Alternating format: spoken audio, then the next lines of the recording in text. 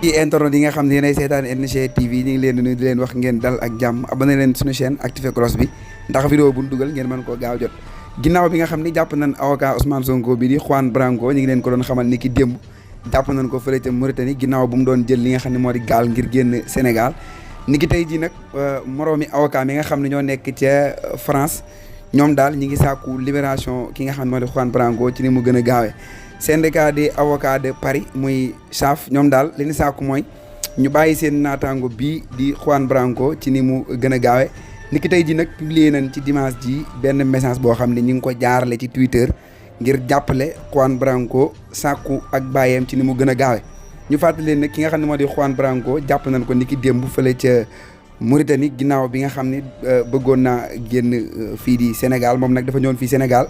ngir apporter soutien maanaam jàppale ki nga xam ne moo di Ousmane Sonko ci jafe-jafe yi nga xamante ni nekke na ko ginnaaw bu mu doon jéem a génn réew mi nag ci lañ ko tege loxo ni ki tey ji nag moroomi avocat yi nga xam ne ñoo nekk fële ca Paris muy seen syndicat des avocats de Paris ñoom daal li ñu sàkku mooy ñu bàyyi ki nga xam ne moo di Juan Branco ci ni mu gën a gaawee